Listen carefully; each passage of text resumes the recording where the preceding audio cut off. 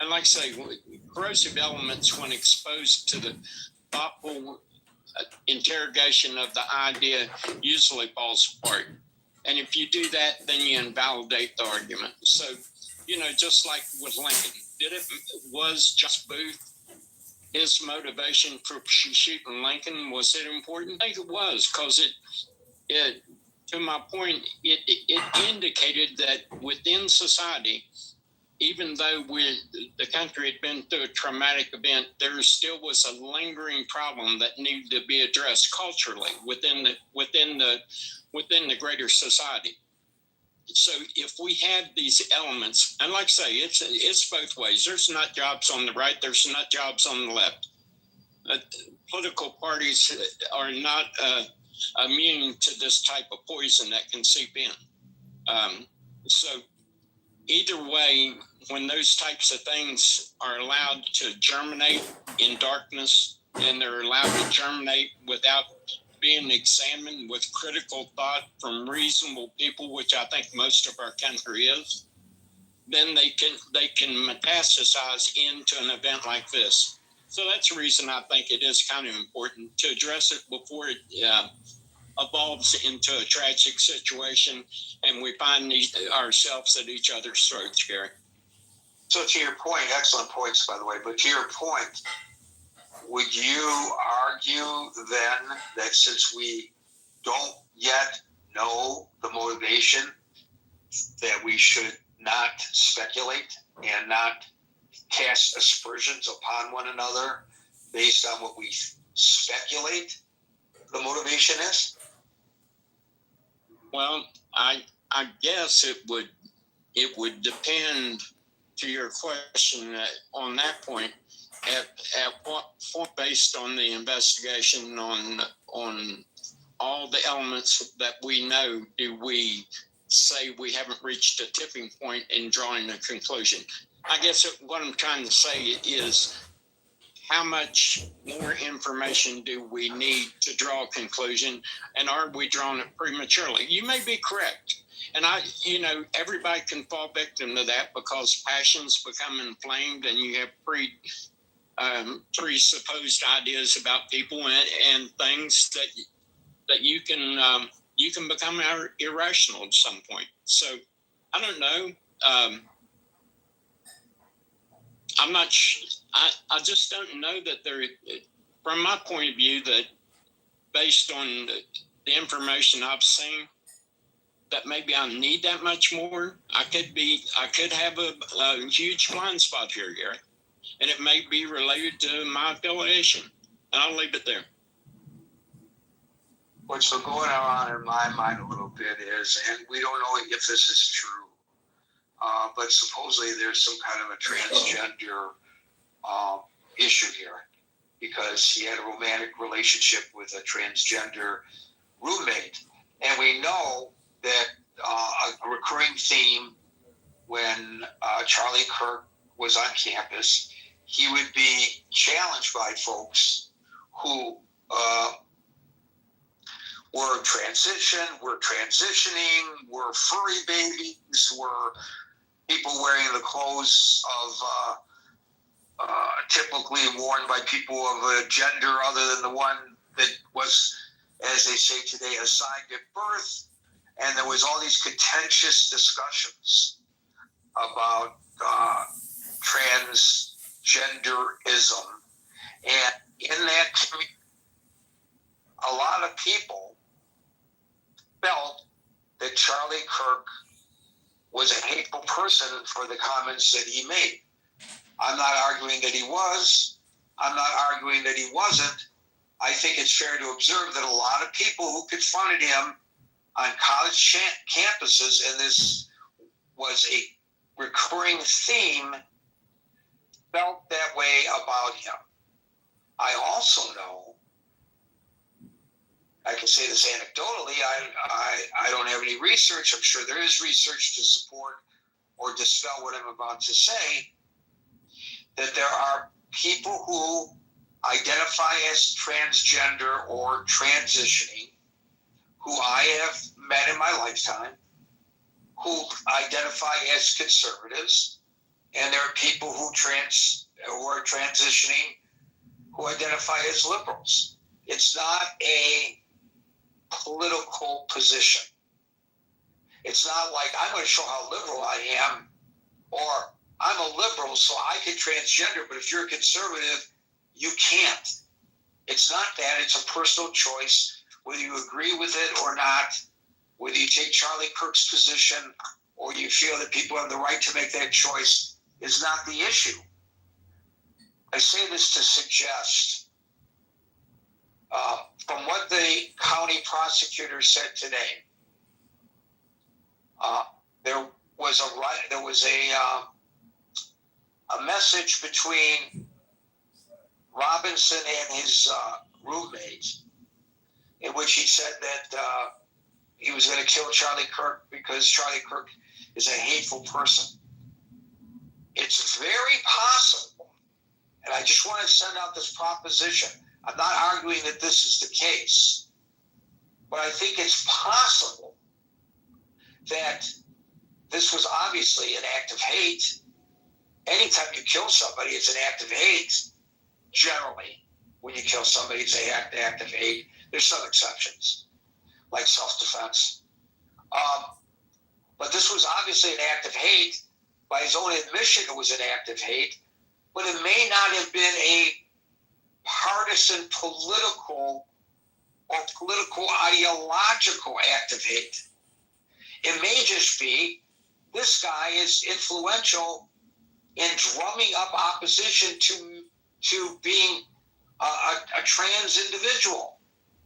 He's a hateful person, so I'm going to kill him. It may have nothing to do with Democrats or Republicans, conservatives or liberals. And it may turn out that it was politically motivated along partisan lines. But at this point, we don't know. And that's why I don't understand why the nation is like screaming and pointing fingers at one another when we don't know. Don't let facts get in the way of a good argument, I guess, is what's going on in our society, Steve. Yeah, that's a really good point. And I haven't heard it articulated that way, Gary. That's a very, very, very salient point there. And that could be. Actually, I hadn't considered the way you phrased it. I'm not saying that I'm right, but I am saying there's a possibility that that's the motivation. Yeah, I know. And that's true. I mean, you should consider all possibilities when you look at something like this. And that's actually one I hadn't considered. Good point, Gary. You see, Meryl, has Pam Bondi knocked her door? Yeah. She's knocking at my door. I know. Today, I was reading everything that was being written, and I started to think, oh my gosh, I want to kill these people. I want to kill people on the right. Oh my gosh. Because it was so, that's what people on the left do. And by the way, who are the people on the left? I'm so confused. I can't articulate this. Can I please interject and tell folks who may not understand that Meryl is being facetious?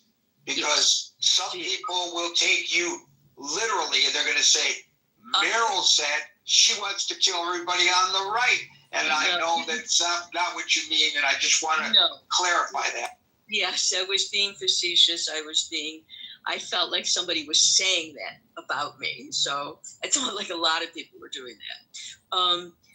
I don't know how to articulate this well. I liked what you just said about, might not be about, it's about hate, but it might not be so much politically motivated. And I have often thought that when you have a person who's the sole shooter and you don't associate him with a group, you don't associate him that way, that person has been affected personally by something that the victim has done.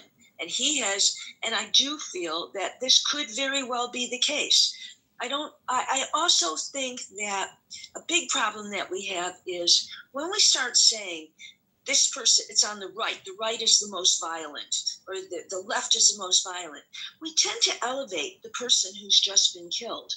I don't know that Charlie Kirk should be elevated any more than Melissa Horton, the House of Representatives, the head of the House of Representatives in Minnesota, who she and her husband were killed. And nobody really. I think the husband survived, right? But she was killed. No, they were both killed, and their dog. There's someone else who was killed. He was shot, and his wife was shot. That's two other Democrats that night. But no, they were both killed, and their dog, and their children are orphans now. And who talked about them? Did anybody talk about them the next day? And I sit and I feel that when we start talking about Melissa Hortman, she was a Democratic state representative, formerly Speaker of the House, and her husband, you were correct to correct me, fatally shot in their home in Brooklyn Park, Minnesota. You're right. And so we have elevated by when we start attributing motives, we have then looked at Charlie Kirk. We've elevated him as much as he did in life. He's been elevated much more in death. And I don't think that we should do that. I think Bernie Sanders was right. I think your opening speech was right, as short as it was. I do think that we should. It's time for us to say, okay, enough. Now we're going to stop this. How do we stop it? There's so many reasons why we should. And this is how I feel right now. I feel that we need to put an end to it. I don't think we need to keep showing, have a contest. This group is more radical than that group. Because there's another thing that we don't know. We don't know on a daily basis, we don't know how many people get killed or how much domestic abuse there is that are started because of a political argument. We don't know that. We don't know about all the threats that come in that the FBI is keeping us from. We don't know all of these things. So we've got to be, and I just think we need to be more careful. But I want to stress that when we start saying it's more on the right or more on the left, we start to elevate people that maybe shouldn't be elevated. Maybe everybody should be looked at the same way. Thank you. Hear, Meryl. Pardon? He said, hear, Meryl. Who's that? Thank you. Marshall. Oh, thank you. Thank you, Marshall. So across the aisle. Thank you, Meryl. Double. Hi, Gary. Yeah, it's been an interesting discussion. Didn't know about the YouTube hidden message. I know. I thought he was like blowing it out his ear. Yeah, it sounded I said, what the hell are you talking about? Oh, but my God. I do appreciate, directionally the idea that people are coming for your children. They want to corrupt your children. A lot of people think if they want to change society, they want to start early and get them while they're young. And he's right to point out Charlie Kirk saw that opening in the market, as did some others. I think Ben Shapiro has been on college campuses quite a bit. Speaking, you have even further right, even more problematic people like Milo Yiannopoulos. Although when he shows up to campuses, the protests often were so extreme that he would sometimes be uninvited. Like I believe that happened at UC Berkeley. Yeah, happened to Ben Shapiro as well. Yeah. So, we could talk about that as a problem, but but I mean, it's fair. That's what colleges are. We infantilize college students, unfortunately, but that really used to be considered that as your real maturation phase where you're meant to contend with all the ideas in the world, however offensive or disturbing or mature or whatever they might be, that you now have to address learn, understand, process, debate, and that is part of your graduation into adulthood. To that point, Double, and I'm going to sound like a curmudgeon, and I'm looking back and like that. but I think my observation is pretty spot on, based on some of the clips that, and they're all over the place now. And Merrill's absolutely right. He's bigger than life now. Bigger in death than he was in life, Charlie Kirk. So the algorithms now are causing these clips, to which I referred earlier, to pop up on my Facebook and on my Instagram. And I see people coming to the microphone to debate Charlie Kirk having great difficulty articulating their thoughts. And some of them even are referring to something that they read on the internet, and they're holding their phones and reading off the phones when they're trying to debate Charlie Kirk. And Charlie Kirk would say, "Look at me. Don't look at your phone. Look at me." And when I was in college, my recollection, I may be looking at this through rose-colored glasses, was that we had very vibrant debates. I was in the Vietnam War era.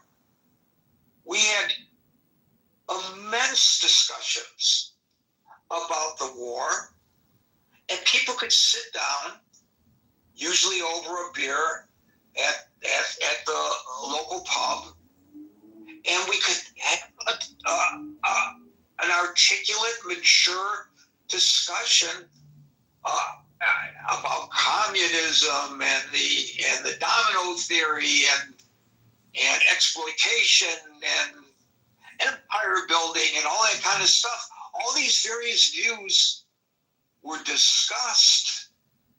The military-industrial complex, but we need a strong military to protect us. People had varying points of view, and we would discuss them, and we could all articulate very well, I think, and then we would go our separate ways and remain friends.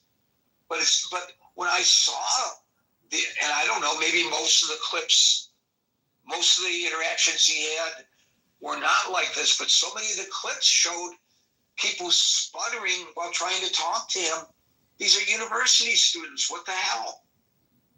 Yeah, I agree with you, Gary. I think we've dramatically, the inflation of, even if you adjust for monetary inflation, the inflation of the cost of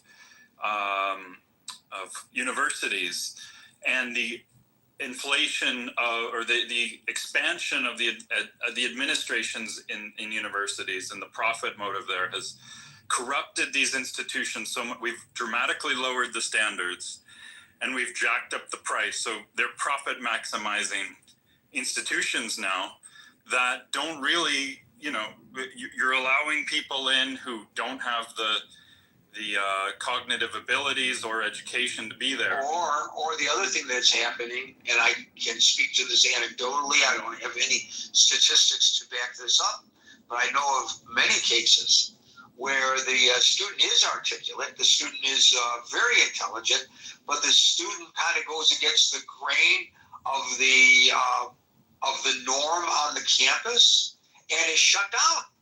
And it's like, well, wait a minute. As you pointed out, it's supposed to be the forum for open discourse about many issues, and yet people in the minority, whatever that minority might happen to be, are not given the opportunity to articulate their feelings, their beliefs, their arguments without being shunted by the other, shunned by the other students on the campus, and sometimes by the professors themselves.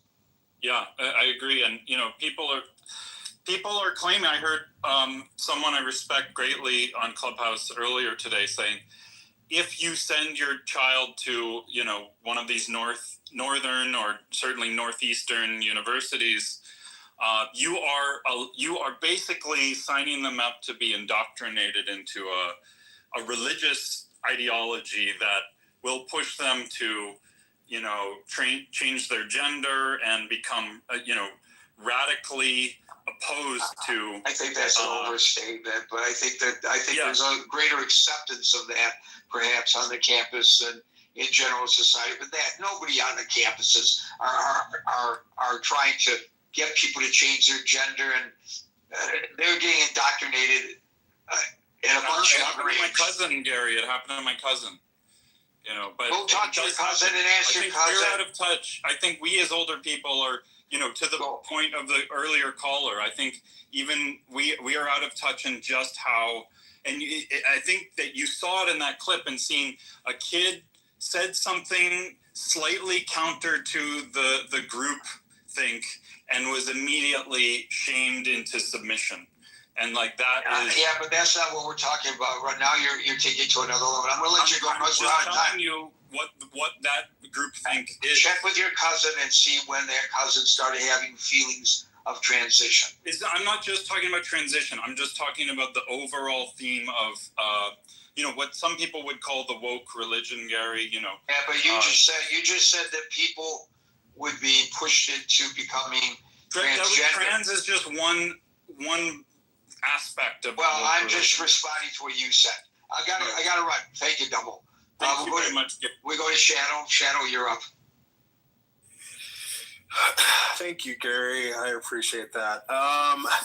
Man, my ADD is on overload right now, so I don't even really know what I want to say. But if we're talking about, we're all in that position right now. So don't think that it's that you have a medical condition. You're just part of society, buddy. Right. Yeah. So does the motive really matter? Like, I really don't. I wouldn't say it does, because, I mean, you can be presented with, especially a specific side, I won't say which, will be presented with facts, and then the story will always be spun in some sort of fashion. I mean, for example, if you want to dig into the data, like I've posted it in the chat, I've sent it in your back channel as well, Gary. But if we're talking about let's say Tyler Robinson, he was born in Utah. He went to a conservative school, raised by a conservative family. All of those data points would point to that he could be a conservative, because that's the way he grew up. But the fact that he was in a queer quote unquote relationship, does that make him part of the left? No, I don't know. No, that just means that was his sexual preference or orientation or experimentation. It has nothing to do with his partisan political positions. Right. So yeah, I don't really know what to say about that particular story. I mean, honestly, he could just be a crazy person. It should just be left at that. But again, the data that I added in your chat, if you go to, it's by the Cato Institute, and then I think it's SUNY, the New York University. I forget what the acronym means, but if you look, State University of New York is SUNY, State University of New York. State University, there it is. If you look into the data, it's pointing to a particular side. If you look at right after 9/11, the data shows that most of the violence was caused by Islamism. I don't know why they would include international crimes into that. I felt like that part of it was kind of skewed. But if you look at all of the tables, the data is pointing to a specific side, which is the right, and all the ideological homicides that have happened over the years. And then the state college, the State University of New York, State University of New York data also points to all the homicides that happened prior to 2000 onward to 2016. It's by the right. And the data is there. One of the tables shows the number out of 269 it leans towards the right, and then the table right under it is out of 469. It is, I mean, it's clear as day where the violence is coming from. But even with that data presented, what if a partisan bent to political violence have anything to do with it? Like, why are we taking their political view into account? Isn't the violence just bad because it's murder? my point was just that if you're presented with facts, people will still always spin it in some way or fashion. But I'm just presenting. This isn't my study. This is where it's coming from. So that's all I was pointing out. Okay, no.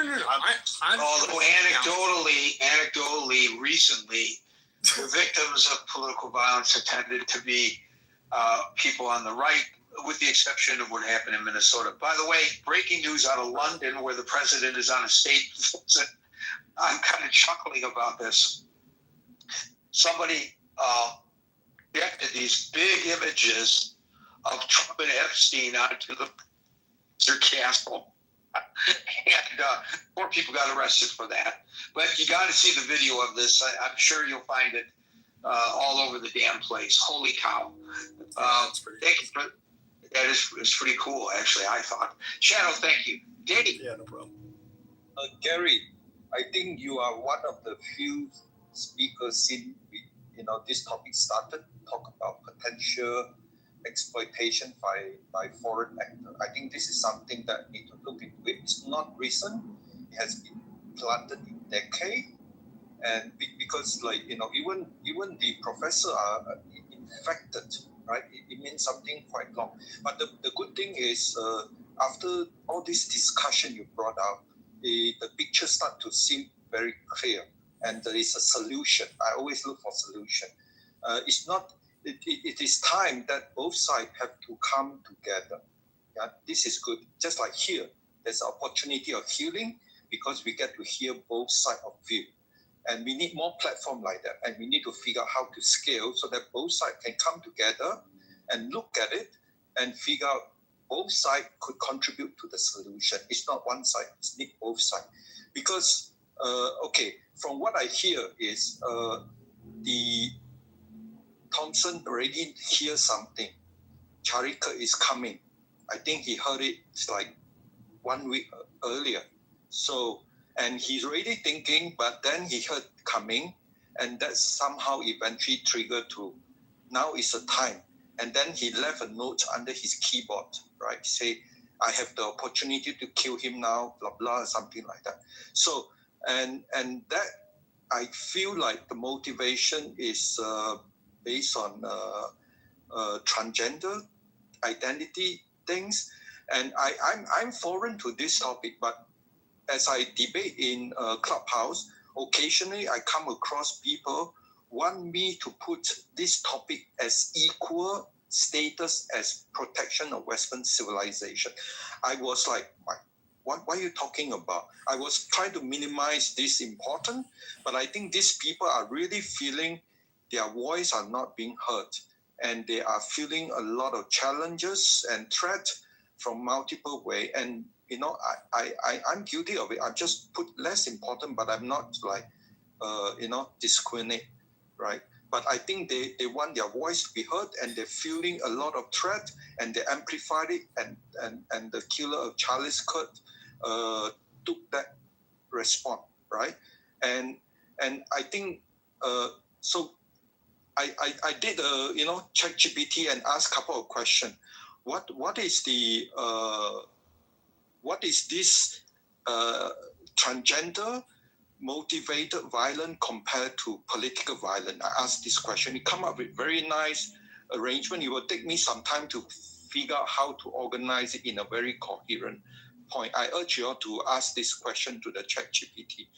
And I think, is this motivated politically? I think from the time Charlie Kirk was killed, I mean, from the Republican point of view, Charlie Kirk in the way is a very rare person. He has a lot of talent, and he still have a lot of things that he expected to do, but he just been killed too early. And the Republican side is shocked and they need to figure out an answer and revenge. And just like the same thing when Lincoln got killed, and because it was just a few days before a Southern Confederate surrender, so someone has to figure out a revenge, and so the Republican side is acting on this, right? But I hope they realize that. Again, I don't want to take up too much time, but I somehow figure. So it has many things. When Trump take over, he's very hard. Common sense.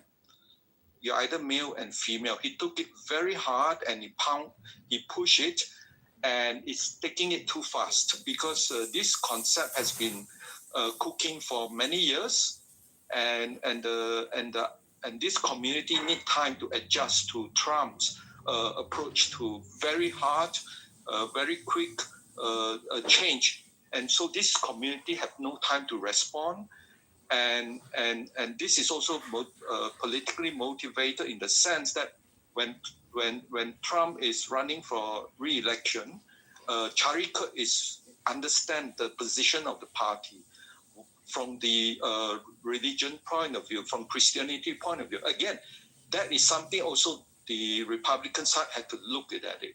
How hard should one look at to pro-life, transgender thing? Because most of the discussion I hear the student coming in, just like you say, they were looking at Andy and start asking questions. They are all immature in their understanding what pro-life and what transgender and so on. So, so what I want to say is there is a solution and it's a good opportunity. And both sides have to step back, and both sides have to understand in the end, you are American. Your enemy is foreign and not among yourself. Thank you. Thank you for that. Dave, AC, and then Steve will get the last word. AC. All right. Thank you, Gary. This has been a phenomenal room, but to be concise, so does Robinson's motive even matter? My perspective, when I first heard the name Tyler Robinson, I was saying in my head, please don't be a black guy. Please don't be a black guy. Please don't be a black guy. Please don't be a black guy. And the reason being is this is a single most important element of this entire thing. I almost did a room saying, called the Kirk Alert. Which minority group are they going to scapegoat for the killing of Charlie Kirk? And I think that my experience, living in America is that when something happens like this, there's typically a scapegoat, and the revenge on that demographic is going to be tremendous. There's going to be a tremendous amount of spite and vengeance for whatever group is assigned this, whether it is the I continue to say that I was thinking, please don't be a Jewish guy. So I was like, there's going to be a tremendous amount of vengeance for whatever demographic it is, whether it is Democrats, whether it is the LGBT community, Black community. I know when COVID first happened, I was like, if this is anything to do with China, then all Asian people are going to have to deal with this. When 9/11 happened, I was like, if this has anything to do with... And by the way, a lot of Asian people were attacked on the streets of the United States. Yeah. And even if they had been Chinese, what does that have to do with anything? They had nothing to do with what happened over there. Exactly. And so the reason why I was saying, please don't be a black guy, is because I know that I'm going to have to deal with, I live in the Bay Area, right? And next to Berkeley and San Francisco. And, I don't have anything to do with that, but how America kind of works, right, is somebody has to get the blame, and there has to be some sort of revenge or vengeance, and then that happens for a long period of time. I know when Obama was leaving office for his second term, there was all these police shootings of black people. It was like every week and every day. And to me, I took that as a message, as, we are reclaiming our country or whatever. So there's lunatics on both sides. And so I think that this is the single most important part of this, because as soon as a narrative is established, there's going to be groups